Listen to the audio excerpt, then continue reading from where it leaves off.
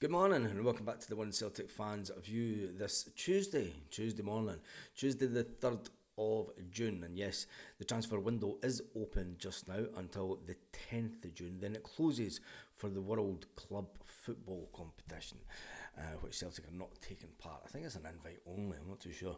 But anyway, there is a little bit of transfer speculation. It is an interesting time of year because obviously Brendan Rodgers is on holiday, the board members are on holiday, players are on holiday, and it is just speculation. But there has been one little piece of speculation last night that Celtic have made a bid for the left back Harley Mills. Celtic are looking obviously for a left back after Jeffrey Sloop left the club last season, who came in on loan after Celtic had Alex Baye from Barcelona. Barcelona have subsequently sold him to Como for just over £5 million. And Greg Taylor has left Celtic through freedom of contract.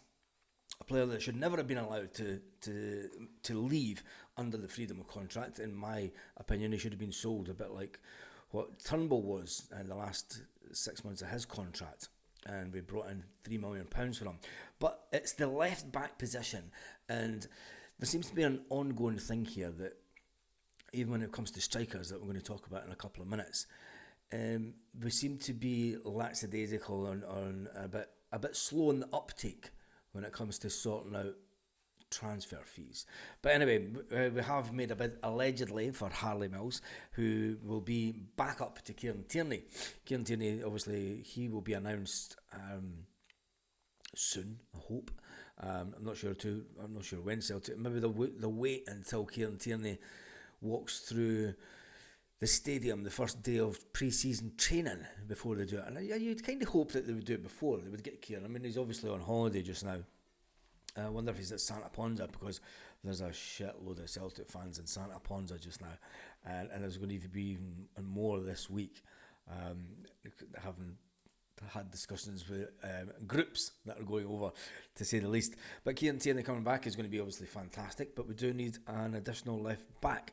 Going for Harley Mills, who is allegedly worth around about $1 million, fits the range of where Celtic would be looking to bring in a replacement, and given that he's done not too bad at the grand old age of 18, could it be the fact that Celtic are going to go even younger with the team that they're looking to build, with Mills coming in and Lennon Miller, who's of a similar age?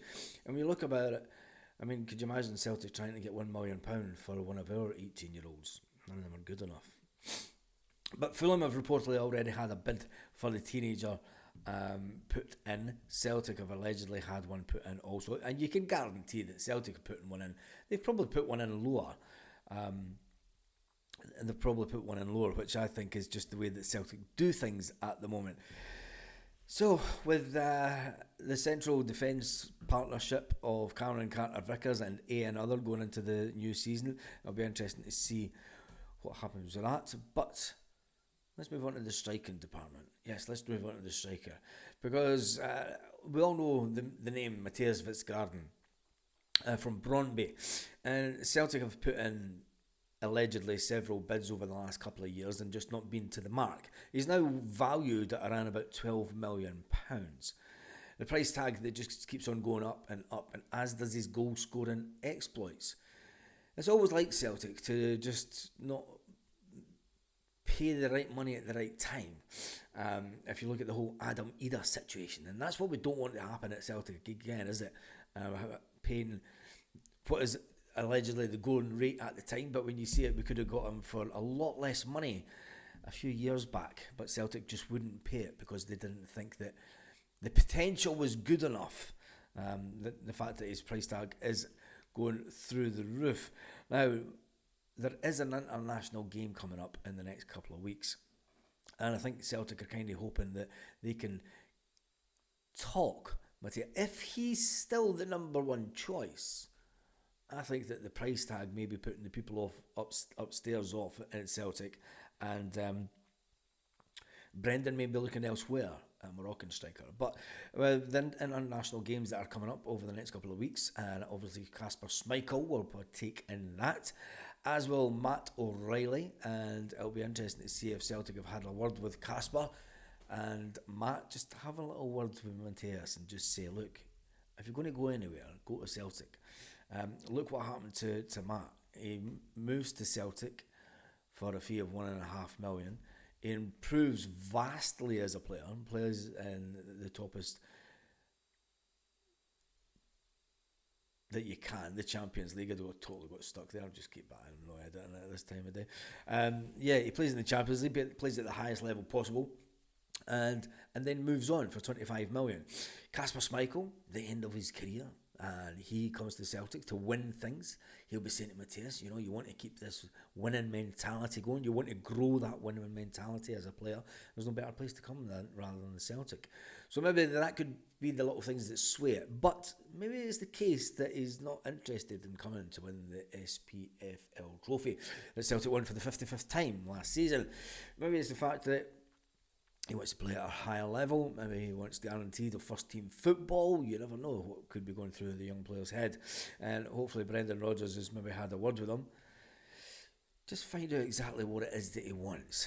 And let's see if we can entertain him. But there is another option that Celtic have been looking at over the last couple of weeks. And it's a Moroccan player. He's said that he will be leaving his club this summer. Youssef has turned around and said that as speculation intensifies, Brendan Rodgers is looking for a man that can ruffle up defenders, and could this be the guy?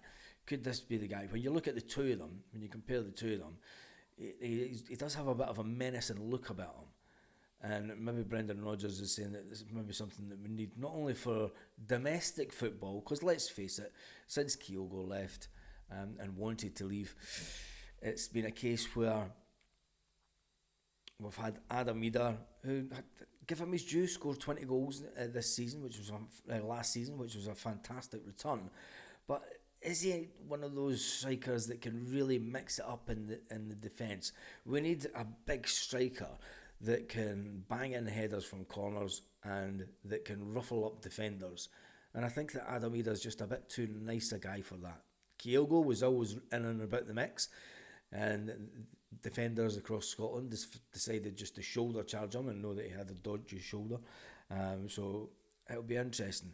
Yusuf Haas says, first tribute, I'll look with my agents and then make a decision. He's 25-year-old. He is a little bit older than Mateus. It's nearly 7 years older. And he could prove a fantastic addition to the front line of Celtic. And he could be a player that, would make a massive change. Do we go for someone with a little bit more experience? Or do we go for Mateus, who's still that little bit younger? Mateus is a fantastic player. We have been after, he's 23, Mateus, isn't he? We've been following him since he was about 18 or something. It's been that long. It's an interesting one because the type of player that we need and the type of player that Brendan Rodgers wants as first choice may not be the player that we ultimately get. And I think when we look at going into the summer transfers, if we have made a bid for the young left back, it means obviously the Greg Taylor situation has been done and dusted. There's no more talks going on with that, which is Brendan Rodgers said so well before the end of the season. He says, look, when you get to this point of the year, it's only going to go one way, and he's not signing a new deal.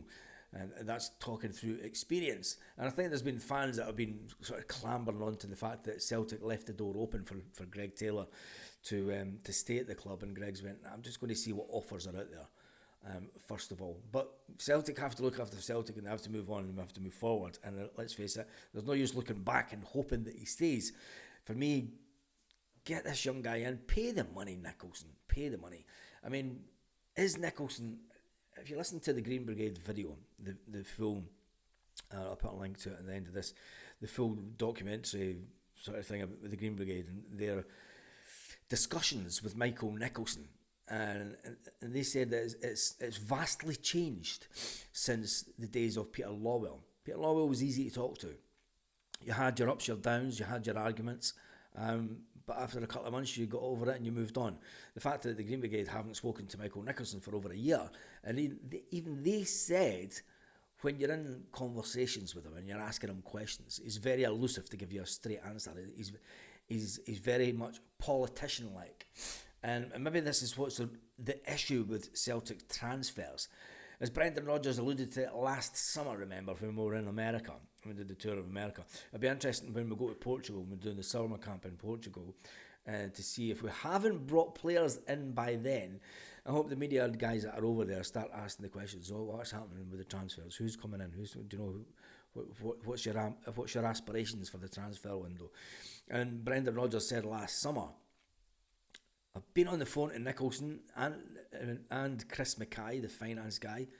It's on their hands. Go and ask them what's going on. He was very frustrated last summer, and I don't want that to happen this summer. And Brendan Rodgers won't want it to happen because he's spoken about how important it is for him to get players in to have a good pre-season. Because it's a pre-season is the only time of the year when they get to do a lot of the tactical stuff that sets them up for the summer, for the season, the start of the season. When it gets back into the season, you've got 3 games a week. You're not getting a lot of time tactically on the pitch to, you're going through warm downs and then warm ups and then just, keeping things ticking over. The whole tactical nuance of trying to change things and systems are set in place through pre-season. And I think that Brendan Rodgers has kind of alluded that this is kind of the problem that he's had over the last couple of seasons at Celtic. And then there's also going to throw into the mix the will he, won't he sign a new contract. Will it really, really depend on getting the Moroccan Yusuf, or will it depend on getting Matthias Vitsgarden, or it'll be the Slovan Bratislava player, David Strelic? Only time will tell. Only time will tell. Whilst everyone else is on holiday and the players are having a nice bit of downtime, Brendan Rodgers will be like, I don't even want to think about football. I don't even want to think about football. Just give me that sunshine on my body. He'll be lying in his mansion that is in Palma, Mallorca, and he'll be enjoying the sun, I am sure. Something that I wish I could do, but I need to go out and work. Anyway, on that note, have an absolutely fantastic day, Celtic fans, all around the world.